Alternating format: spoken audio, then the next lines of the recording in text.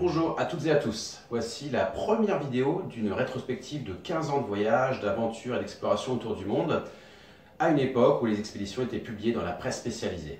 Aujourd'hui, je vais vous parler de Rodrigue. Alors non, Rodrigue, c'est pas le nom de mon facteur, c'est le nom d'une charmante petite île qui se situe en plein cœur de l'océan Indien.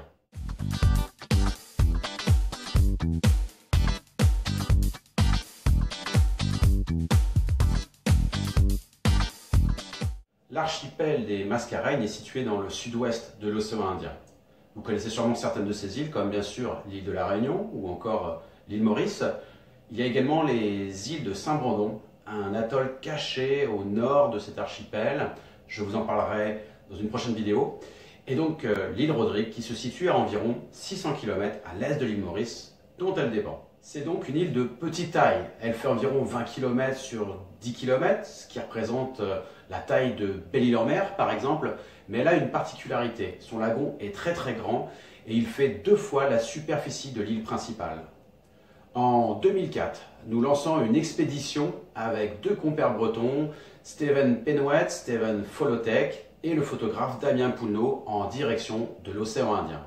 Après une courte escale à l'île Maurice, où nous scorons de superbes vagues sur un célèbre spot de la côte ouest, nous arrivons enfin à l'île Rodrigue, ce caillou posé en plein milieu de l'océan et entouré par une mer d'émeraude.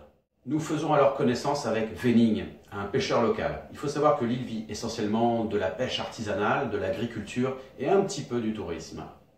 Le récif corallien est souvent très éloigné, parfois plusieurs kilomètres du bord. Grâce à la pirogue de Wenning, nous pouvons partir vers le large et explorer cette barrière de corail qui offre plusieurs passes, plusieurs orientations.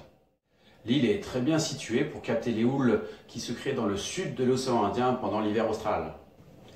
Au bout de quelques jours, nous découvrons cette passe encadrée par 2 îles tropicales avec 2 spots, une droite plutôt courte mais creuse et de l'autre côté une gauche plus longue, plus rapide avec parfois quelques sections à tubes, mais attention, le corail n'est vraiment pas très loin.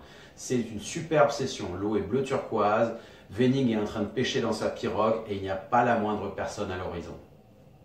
En 1760, Alexandre-Louis Pingré écrit « Il est possible que les requins de Rodrigue, trouvant une quantité de poissons suffisante pour satisfaire leur appétit glouton, soient moins friands de chair humaine, mais je crois que le plus sûr est de ne pas s'y fier inconsidérément. » Et bien justement, en discutant avec les responsables du club de plongée local, ils nous ont bien confirmé qu'il y a de très gros requins-tigres dans cette passe. Lorsque l'on parle des fonds sous-marins ou des abysses de l'océan Indien, je pense à la Mignonne.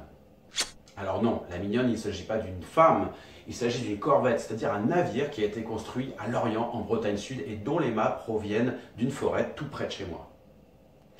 C'est en 1759 que ce bateau et son équipage lèvent l'ancre et prennent direction vers les Indes.